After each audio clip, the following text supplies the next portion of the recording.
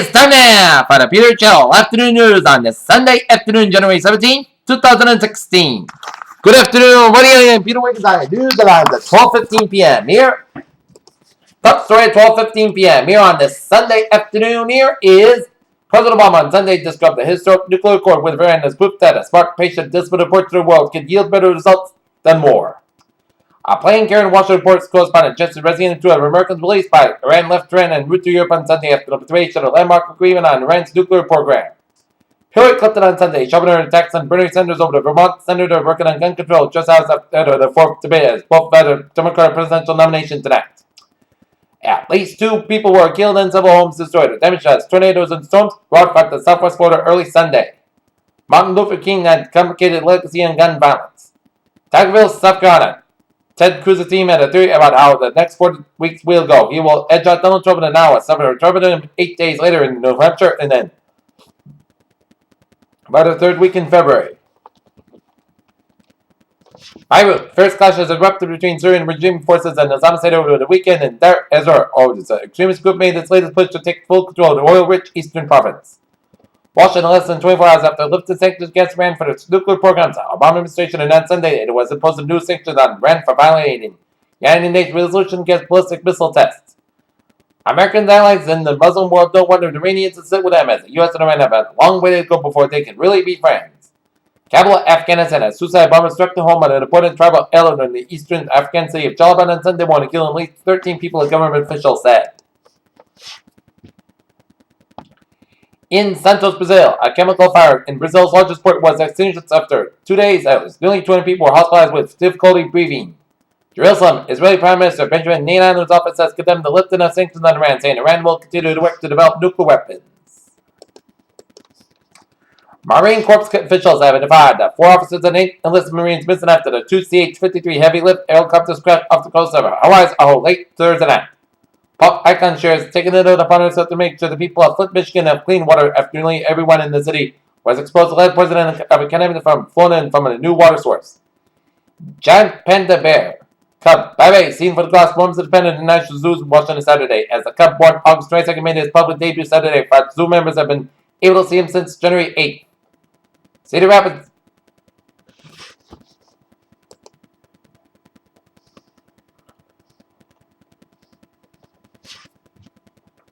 Washington, Vermont Senator Bernie Sanders now supported a bill that would remove immunity for gun makers that was adopted in 2005 law he has supported.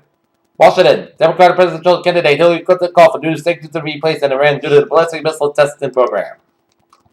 United Airlines President Oscar Munoz as the newly appointed United Airlines President Chief Executive Officer Oscar Munoz undergo a heart transplant and as far impressed doctors with his unusually speedy recovery. China's central bank will impose reserve ratios on yuan deposits of offshore participant banks in the mainland in the bid to stabilize the currency. Washington, U.S. retail sales fell in December and as unseasonably warm weather cut purchase of winter apparel and cheaper gasoline weighed on receipts at service stations. The latest indication that the group rate sharply in fourth. New York, Singapore, London, free of international sanctions, unfettered Iranian oil exports might be expected to drive prices further below $30 a barrel.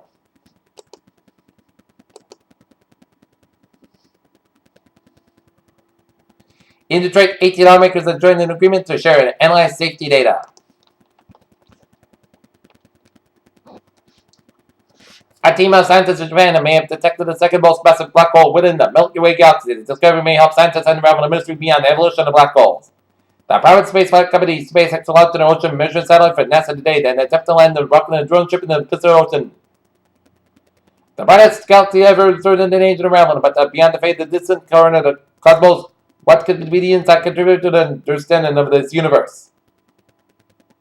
Cairo, an international team researcher said on Sunday that it will soon begin analyzing cosmic particles collected inside each spent pyramid search for clues as to how it was built and learn more about the 4,600-year-old structure.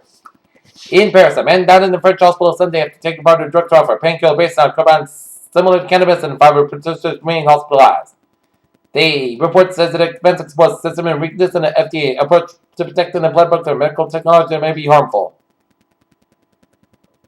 Meantime, more than 100 people who have been quarantined in Sierra Leone after coming in contact with a woman who died of Ebola last week are running the potential for the disease to spread just as deadly as outbreak and record appear to be over. Look at that. New England alerts. Nope. Alright, let's move on to sports. At 12 and 20, where the Bruins and the Pats and the Celtics have the night off. It didn't cost them. Arizona Cardinals the game, but for a minute here, it should look like Bruce Arians had gotten Arizona in all kinds of trouble. Sure, the Los Angeles Dodgers offseason has been quick, but they have sent Deputy on Clayton Kershaw to prove an offense. The NL West is theirs to lose. Corey Cameron Thomas, 7-3-year contract for the Edmonton Oilers and San Diego was announced. And the Seattle Seahawks will be taking on the Carolina Panthers at 1:05 p.m. in the NFC Divisional Playoff game. While the Denver Broncos and Pittsburgh Steelers will square up down in Denver at 4:40 p.m. Peter Challenger's time is now 12:20 on this Sunday afternoon here, and it is time now for a Trevor Report. Let's start you off in Rhode Island here, where it is looking good in the Ocean State. Here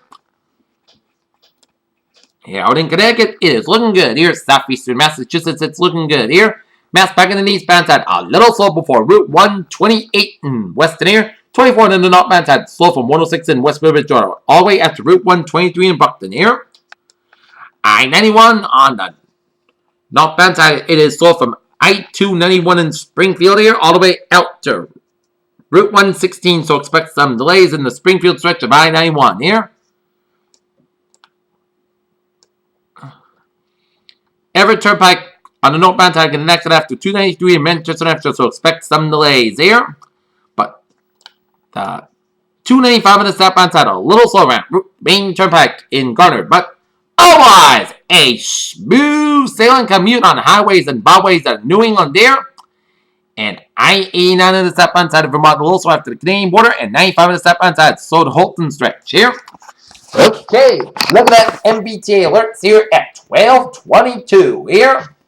For the MBTA subway system here, it is looking good here. On the commuter rail, looking good. On the ferries, they are looking good.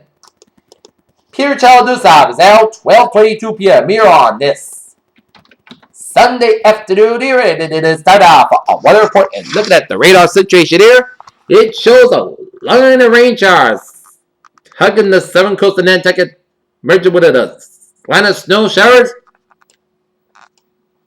stretching down the Long Island coastline here, and moving south, and it shows a line of snow showers coming from southern New Jersey, stretching south of the Philadelphia area, and stretching around some central portions of the Pennsylvania and Harrisburg, and stretching down 95 down to Baltimore and Washington, D.C. here, and